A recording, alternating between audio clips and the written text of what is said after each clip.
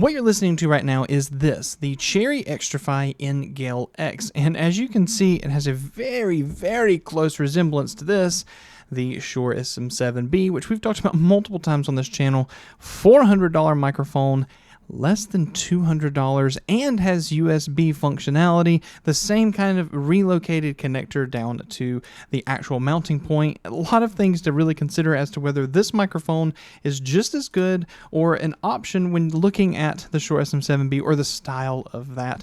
We're going to take a look at this. What you're actually listening to right now is this microphone completely raw, running into the Rode Streamer X 32-bit 48 kilohertz sampling rate, as well as at 53 decibels for this microphone. We're going to run a sample against the Shure SM7B and some other microphones which we've featured on this channel multiple times now, the AM8, the XTRFY Ngale 688, and the Elgato Wave DX. We're going to see how it stands up to that, and yeah, let's get into this video. First things first, let's do a little disclaimer. This video is not sponsored by Cherry XTRFY. This video actually doesn't have a sponsor. Hint, hint, somebody reach out to me and sponsor me. But the truth is, they did send these products over for free. They sent over several things, actually. They sent over a condenser microphone for us to take a look at, a boom arm, which we'll use in this microphone's review. Inside the box, you're going to get a USB-A to USB-C cable that has a 90-degree bend on it, which you'll see how that works later. But then you also will get a stand for this microphone to actually elevate it a few inches off the desk and be able to just use it on the go, and just after just buying it, not have to have it on another stand. It's nice that they include this. With all that out of the way, let's get into some sound samples. Sun Tzu said, "The art of war is of vital importance to the state. It is a matter of life and death, a road either to safety or to ruin. Hence, it is a subject of inquiry which can on no account be neglected. The art of war then is governed by 5 constant factors, to be taken into account in one's deliberations when seeking to determine the conditions obtaining in the field. These are the moral law, heaven, earth, the commander, method, and discipline." Sun Tzu said, "The art of war is of vital importance to the state. It is a matter of life and death, a road either to safety or to ruin. Hence, it is a subject of inquiry which can on no account be neglected. The art of war then is governed by 5 constant factors, to be taken into account in one's deliberations when seeking to determine the conditions obtaining in the field. These are the moral law, heaven, earth, the commander, method, and discipline." Sun Tzu said, "The art of war is of vital importance to the state. It is a matter of life and death, a road either to safety or to ruin. Hence, it is a subject of inquiry which can on no account be neglected. The art of war then is governed by 5 constant factors, to be taken into account in one's deliberations when seeking to determine the conditions obtaining in the field. These are the moral law, heaven, earth, the commander, method, and discipline." Sun Tzu said, "The art of war is of vital importance to the state. It is a matter of life and death, a road either to safety or to ruin. Hence, it is a subject of inquiry which can on no account be neglected. The art of war then is governed by 5 constant factors, to be taken into one's deliberations when seeking to determine the conditions obtaining in the field. These are the moral law, heaven, earth, the commander, method, and discipline." Sun Tzu said, "The art of war is of vital importance to the state. It is a matter of life and death, a road either to safety or to ruin. Hence, it is a subject of inquiry which can on no account be neglected. The art of war then is governed by 5 constant factors, to be taken into account in one's deliberations when seeking to determine the conditions obtaining in the field. These are the moral law, heaven, earth, the commander, method, and discipline." So here's the Cherry XTRFY actually on USB, and you can see the RGB on the bottom, and you can toggle it. I'll show some B-roll of me actually moving in between the actual like RGB stuff here. You press and hold just to be able to toggle in between. There's a lot of them here.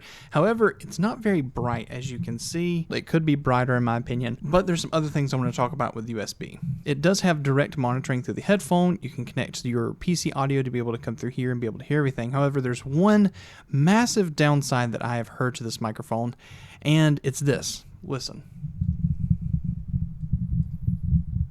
I'm just shaking the microphone. This is me lightly tapping on the microphone. Lightly tapping. And it does have a mute button, but it's just the volume button on the bottom that you push in and it turns red. However, this is the sound you get.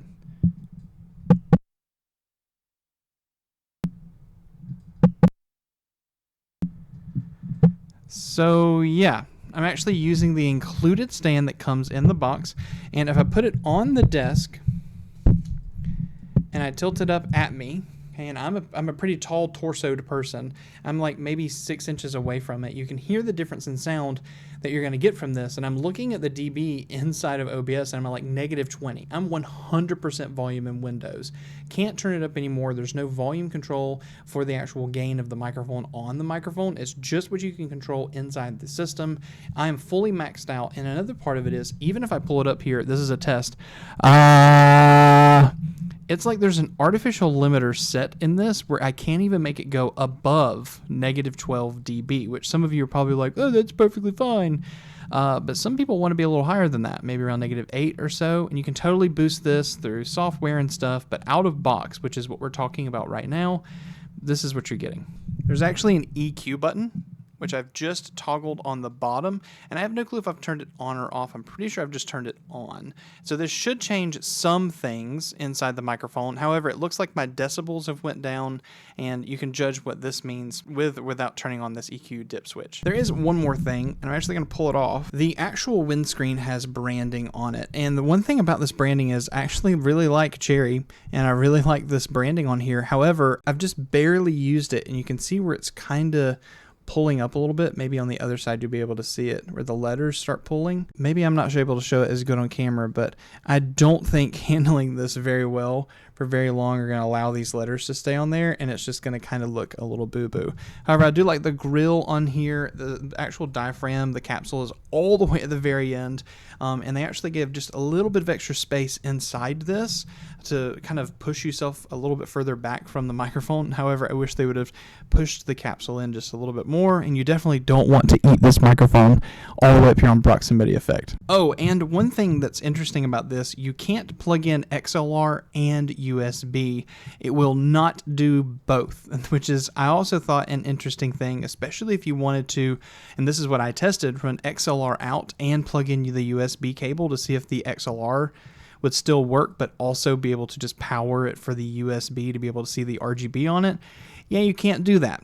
It won't work. So all that being said, the Ngale X, what are your thoughts sound quality wise, what everything that you've heard, USB, what do you think of this microphone? Please type down below what your thoughts are. Do you think that it could replace the Shure SM7B, especially for its aesthetic? It looks very similar. I mean, here is the Shure SM7B, there is the Cherry XTRFY Ngale X. What do you think, friends? Let me know down in the comments. Check out one of these two videos, and I will make one of them as soon as it releases. This one, which looks like this really cool retro version of like the Elgato Wave 3. Excited to check out this, is the Ngale R.